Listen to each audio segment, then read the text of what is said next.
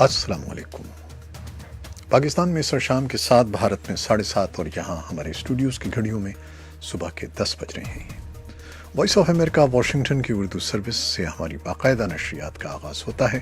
پہلے گھنٹے کے لیے میں ہوں آپ کا میزبان خالد حمید۔ جیسا کہ آپ دیکھ رہے ہیں، فیس بک لائیو پر ہم آپ کے سامنے ہیں اور ویب سائٹ اور ریڈیو پر ہمارا یہ 1 گھنٹے کا نیوز شو جاری رہے گا۔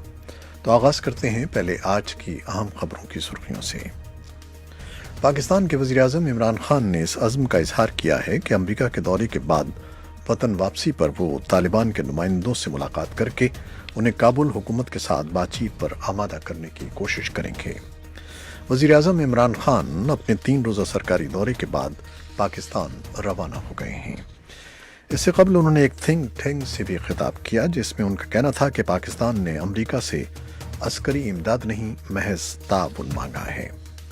اخبار ڈیلی ٹائمز کے مطابق پاکستانی وزارت خارجہ میں باخبر ذرائع نے بتایا ہے کہ وزیراعظم عمران خان اقوام متحدہ کی جنرل اسمبلی کے 74ویں سالانہ اجلاس سے خطاب کریں گے، جو ستمبر کے مہینے میں نیو یارک شہر میں منعقد ہوگا۔ اسی اثنا میں پاکستان کے صحافیوں اور صحافتی تنظیموں نے وزیراعظم عمران خان کے ملک میں ذرائع ابلاغ کی آزادی کے بارے میں دیے گئے ایک بیان کو غیر حقیقت پسندانہ اور مایوس کن قرار دیا ہے۔ سابق افغان صدر حامد کرزئی نے امریکی صدر ڈونلڈ ٹرمپ کے بیان کی مذمت کی ہے اور کہا ہے کہ امریکہ اور پاکستان کے سربراہان کی ملاقات سے سازش کی بو آ رہی ہے۔ طالبان نے بھی صدر ڈونلڈ ٹرمپ کے بیان کی مذمت کی ہے اور پاکستان نے بھارت کی جانب سے لائن آف کنٹرول کی مبینہ خلاف ورزی اور گولہ باری سے 2 شہریوں کی ہلاکت پر بھارت سے شدید احتجاج کیا ہے۔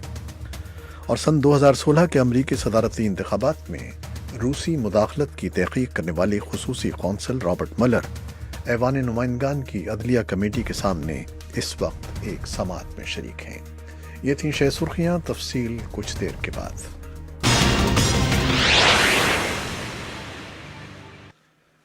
پاکستان کے وزیراعظم عمران خان نے امریکہ کے ایوان نمائندگان کے اراکین سے خطاب کے دوران کہا ہے کہ ماضی میں پاکستان کا مقدمہ صحیح طور پر امریکہ کے سامنے نہیں رکھا جا سکا، تاہم ان کے دورے کے بعد پاکستان اور امریکہ کے تعلقات ایک نئے دور میں داخل ہو گئے ہیں۔ کیپٹل ہل واشنگٹن میں امریکی اراکین کانگریس سے خطاب کرتے ہوئے عمران خان نے کہا کہ پاکستان اور امریکہ کے درمیان 9/11 حملوں کے بعد جو غلط فہمیاں پیدا ہوئی تھیں وہ اب ختم ہو چکی ہیں۔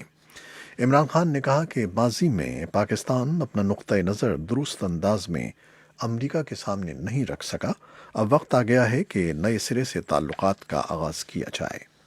وزیراعظم پاکستان کا کہنا تھا کہ ان کے دورے امریکہ کا مقصد پاکستان سے متعلق امریکہ کی غلط فہمیاں دور کرنا تھا۔ وزیراعظم عمران خان نے کہا کہ امریکی صدر ٹرمپ سے ملاقات کے بعد اب وہ پاکستان جا کر طالبان کی قیادت سے ملاقات کریں گے اور ان پر زور دیں گے کہ وہ افغانستان میں قیام امن کے لیے افغان حکومت سے براہ راست بات چیت شروع کریں۔ واشنگٹن کے ایک معروف تھنک ٹینک یونائیٹڈ اسٹیٹ انسٹی ٹیوٹ آف پیس میں تقریب سے خطاب کرتے ہوئے عمران خان کا کہنا تھا کہ وہ شروع سے یہ کہتے آئے ہیں کہ افغانستان کے مسئلے کا کوئی فوجی حل نہیں ہے، اس کے لیے واحد راستہ پرامن بات چیت ہی ہے۔ وزیراعظم نے کہا کہ امریکہ کے صدر نے بھی یہ فیصلہ کر لیا ہے کہ افغانستان کی جنگ طالبان اور افغان حکومت کے درمیان امن معاہدہ کر کے ختم کی جائے۔ یہ مقصد حاصل کرنا ممکن ہو گیا ہے اور پاکستان اس میں مکمل مدد فراہم کرے گا۔ افغانستان کے سابق صدر حامد کرزئی نے ٹرمپ کے افغانستان کے بارے میں حالیہ بیان کی مذمت کرتے ہوئے کہا ہے کہ یہ بیان جنگی ذہنیت کا نتیجہ ہے۔ انہوں نے امریکی فوجوں کے مکمل انخلا کا مطالبہ کیا۔ وائس آف امریکہ سے ایک خصوصی انٹرویو میں کرزئی نے کہا کہ جنگی حکمت عملی کے ساجھیداروں کو افغانستان کو صفحہ ہستی سے مٹانے کی بات نہیں کرنی چاہیے۔ افغان عوام یہ توقع نہیں رکھتے کہ وہ ایک ساجھیدار کے ہاتھوں مارے جائیں۔ کرزئی کا کہنا تھا کہ افغان حکومت کا رد عمل اس بیان پر کمزور تھا اور وضاحت مانگنے کے بجائے انہیں امریکی فوجوں کو افغانستان چھوڑنے کے لیے کہنا چاہیے تھا۔ حامد کرزئی نے امن بات چیت کے 8ویں دور کا خیر مقدم کیا، جو افغان مفاہمت کے لیے امریکی خصوصی نمائندے زلمے خلیل زاد اور طالبان کے درمیان دوحہ قطر میں ہو رہا ہے۔ انہوں نے امید ظاہر کی کہ یہ دور نتیجہ خیز ہوگا۔ اور صدر ڈونلڈ ٹرمپ نے دورے پر آئے ہوئے پاکستان کے وزیر اعظم عمران خان کے ہمراہ ایک پریس کانفرنس میں افغانستان کے بارے میں جو بیان دیا ہے، طالبان نے اس پر سخت رد عمل ظاہر کیا ہے کہ وہ افغانستان میں 1 کروڑ لوگوں کو ہلاک کر کے جنگ جیت سکتے ہیں، اور اس طرح کی دوسری باتوں کی طالبان نے مذمت کی ہے۔ اسلامک امارات میں افغان طالبان کے ترجمان ذبیح اللہ مجاہد کا کہنا تھا کہ ٹرمپ کی یہ پالیسی کہ وہ افغانستان میں پولیس آفیسر کا کردار ادا نہیں کر سکتے اور یہ کہ پوری زندہ قوم کے خلاف یہ جنگ نہیں جیتی جا سکتی، مثبت سوچ ہے، لیکن ان کا یہ دعویٰ کہ وہ افغانستان کو صفحہ ہستی سے مٹا سکتے ہیں اور کروڑوں افغانیوں کو ہلاک کر سکتے ہیں اور جنگ جیت سکتے ہیں، غیر ذمہ دارانہ طریقہ کار ہے اور ہم اس کی مذمت کرتے ہیں۔ ترجمان طالبان کا کہنا تھا کہ طالبان سمجھتے ہیں کہ ٹرمپ کو اصل مسئلے پر توجہ دینی چاہیے، بجائے اس کے کہ غیر ذمہ دارانہ بیانات دیں۔ مسئلے کے حل کے لیے تعمیری اقدامات کرنے چاہیے۔ امریکہ کے خصوصی ایلچی برائے افغان مفاہمت زالمے خلیل زاد نے کابل میں افغان صدر اشرف غنی اور چیف ایگزیکٹو عبداللہ سے ملاقاتیں کی ہیں۔ افغان حکام کے مطابق ملاقاتوں میں افغانستان میں قیام امن کے لیے جاری کوششوں پر تبادلہ خیال کیا گیا ہے۔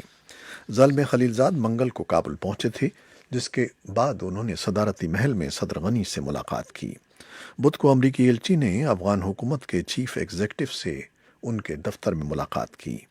اطلاعات ہیں کہ خلیل زاد نے ان ملاقاتوں کے بعد کابل میں اپنے قیام میں توسیع کر دی ہے اور ان کی افغان رہنماؤں کے ساتھ مزید بات چیت متوقع ہے۔ افغان چیف ایگزیکٹو کے نائب ترجمان فریدون خوزان نے وائس آف امریکہ کی افغان سروس کو بتایا کہ افغان قیادت کو امید ہے کہ طالبان اور امریکہ کے درمیان مذاکرات کے نئے دور کے نتیجے میں طالبان اور افغان حکومت کے نمائندوں کے درمیان براہ راست مذاکرات ممکن ہو سکیں گے۔ پاکستان نے بھارت کی جانب سے لائن آف کنٹرول کی مبینہ خلاف ورزی اور گولہ باری سے 2 شہریوں کی ہلاکت پر بھارت سے شدید احتجاج کیا ہے۔ پاکستان کے دفتر خارجہ کے مطابق بدھ کے روز بھارت کے ڈپٹی ہائی کمشنر کو دفتر خارجہ طلب کر کے اس ضمن میں باقاعدہ طور پر احتجاج ریکارڈ کروایا گیا۔ دفتر خارجہ کی طرف سے جاری کیے گئے ایک بیان میں کہا گیا ہے کہ بھارتی افواج کی بلا اشتعال فائرنگ کے نتیجے میں ایک 12 سالہ نوجوان جبکہ تتہ پانی اور جنروٹ سیکٹر میں خاتون ہلاک جبکہ 4 شہری زخمی ہو گئے۔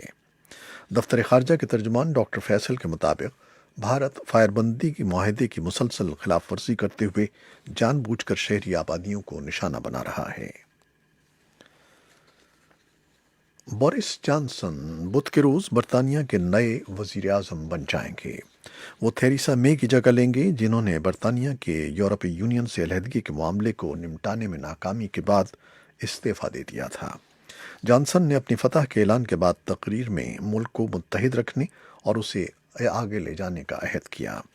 اس سے پہلے انتخابی نتائج میں ان کی کنزرویٹو پارٹی کی ووٹنگ میں وزیر خارجہ جیریمی ہنٹ کو شکست ہوئی اور بورس جانسن نئے لیڈر منتخب ہو گئے۔ ملکہ الزبتھ ثانی جانسن سے وزیر اعظم کا عہدہ سنبھالنے کے لیے کہیں گی۔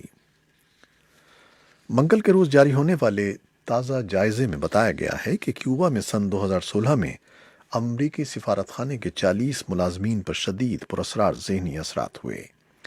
سفارتکاروں کا کہنا ہے کہ انہیں کانوں میں مسلسل درد اور سر درد کے علاوہ یادداشت، توازن اور نیند وغیرہ کی شکایت ہوئی۔ کچھ تجزیہ کاروں نے ان علامات کو ہتھیاروں سے نکلنے والی نقصان دہ آواز اور مائکرو ویوز بتایا، لیکن تحقیق کار اس کو صحت پر مخصوص اثرات سے نہیں جوڑ سکے۔ کیوبا کی حکومت نے واشنگٹن سے کہا ہے کہ وہ اس واقعے کو کیریبین کے ملک کے خلاف اقتصادی پابندیوں کا جواز نہ بنائے۔ اقوام متحدہ کا کہنا ہے کہ یمن جنگ کا سیاسی حل اب بھی موجود ہے اور دونوں فریقین سویڈن معاہدے کے تحت جنگ بندی کے لیے تیار ہیں۔ اقوام متحدہ کے سفیر کا کہنا ہے کہ دسمبر میں سویڈن میں ہونے والے امن معاہدے کو دونوں فریقین قبول کرتے ہیں، لہٰذا یمن جنگ کو روکا جا سکتا ہے۔